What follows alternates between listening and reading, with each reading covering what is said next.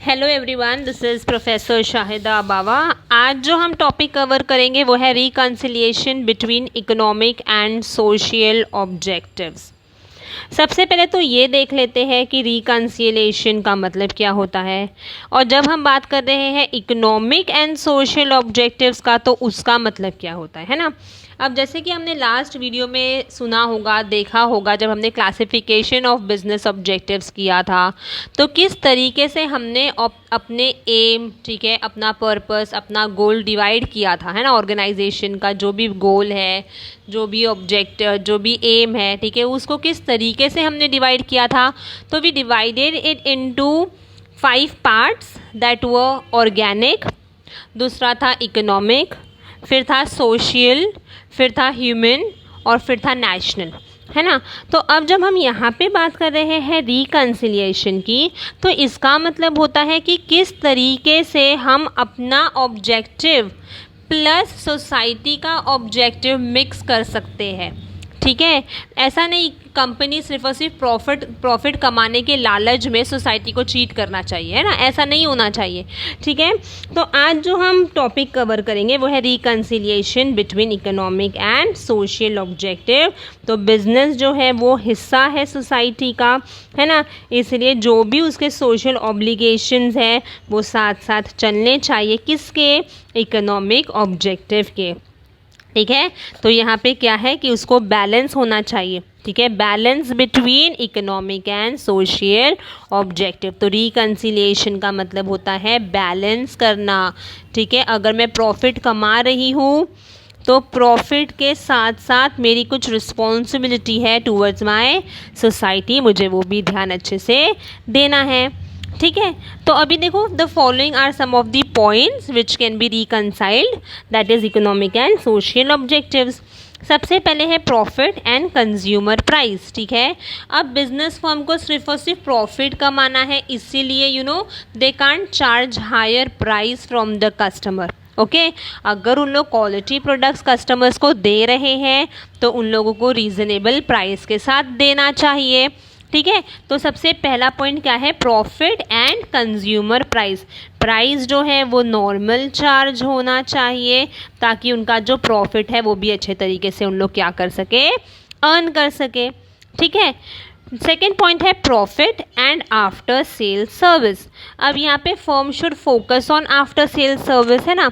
Business firm should always provide what? It should provide better and fast after sale services, okay। अब after sale service वो कैसे दे सकते हैं, अपने employees को अच्छे तरीके से ट्रेन करके मोटिवेट करना है उन लोगों को। मोटिवेट किस तरीके से कर सके हैं, थ्रू इंसेंटिव्स, ओके। तो profit and after sale service, मैंने उन्हें अच्छे से ट्रेन किया, मैंने अच्छे से मोटिवेट किया, उन लोगों ने आफ्टर सेल सर्विस किया, तो इनडायरेक्टली क्या हुआ, प्रॉफिट हुआ, है ना। फिर है profit and employees welfare, see committed and dedicated workforce, ठीक है। कहीं ना कहीं एफिशिएंसी और प्रोडक्टिविटी लेकर ही आते हैं मेरे ऑर्गेनाइजेशन में, इसीलिए बहुत ज़्यादा मुझे इम्पोर्टेंस देना है मेरे डेडिकेटेड एंड कमिटेड एम्प्लॉयज़ को, ओके। तो उसके लिए मुझे क्या करना है, उसके लिए मुझे भी वर्किंग कंडीशंस बहुत अच्छी रखनी है ना। मुझे कैंटीन फैसिलिटीज़ देना है, रेस्ट रूम्स देना है, मुझे टाइम टू टाइम उनको वेजेस, सैलरीज देनी तो है, पर इंक्रीमेंट करके, है ना। अगर अच्छा काम किया तो भाई इंसेंटिव्स दो, बोनस दो। तो मैं यहाँ पे मैंने क्या किया, profit plus employees welfare. Ultimately मेरा काम कौन करने वाला है, एम्प्लॉयज़ करेंगे। तो एम्प्लॉयज़ काम कब करेंगे, जब मैं उनको मोटिवेट करूँगी। अगर मैंने उनको मोटिवेट किया तो उन लोग अच्छे से काम करेंगे और मुझे प्रॉफिट देंगे, है ना। नेक्स्ट है profit and shareholders interest. See business firm should provide fair return to the shareholders, है ना। शेयर होल्डर्स को वो कैसे रिटर्न्स देते हैं, डिविडेंड के तौर पर, है ना। Shareholder gets what, dividend.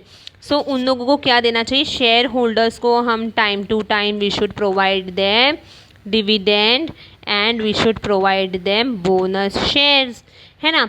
Top management avoid करना चाहिए जो भी प्रॉफिट है, manipulating the profit for their own interest. कभी कभी टॉप मैनेजमेंट क्या करता है, सिर्फ और सिर्फ अपने प्रॉफिट अर्न करने के लिए एक्सप्लॉइट करेगा एम्प्लॉयज़ को, तो ऐसा नहीं करना चाहिए, है ना, शेयर होल्डर्स को बहुत ही अच्छे तरीके से ध्यान में रख कर प्रॉफिट्स जो है वो डिस्ट्रीब्यूट करना चाहिए। नेक्स्ट है प्रॉफिट एंड टैक्स, है ना। फर्म ने अच्छा पिक्चर बताना चाहिए, जितना उसने कमाया है भाई उतना प्रॉफिट बताओ, ताकि गवर्नमेंट को टाइम टू टाइम हम क्या कर सके, we should give them the profit. So business firm should not indulge in manipulating the profit just to avoid payment of taxes and duties. Okay, so it's the responsibility of the business to provide true, fair and timely statements to the government so that they can give the taxes. ठीक है। Next है profit and social welfare. अब जब हम social welfare की बात कर रहे हैं तो सोशल वेलफेयर क्या हो सकता है, डेवलपमेंट और ऑफ आर सोसाइटी, है ना। तो किस तरीके से होगा, है ना, जो भी हमने प्रॉफिट कमाया है वो सोसाइटी के लिए भी तो रखना चाहिए, है ना। हम गवर्नमेंट फंड्स देना चाहिए, डोनेशंस देना चाहिए स्कूल्स में, ट्रस्ट में, ये सब जगह पे, है ना।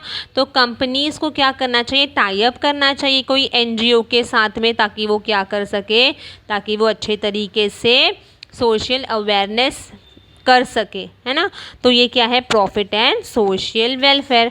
समझ में आया टॉपिक क्या है।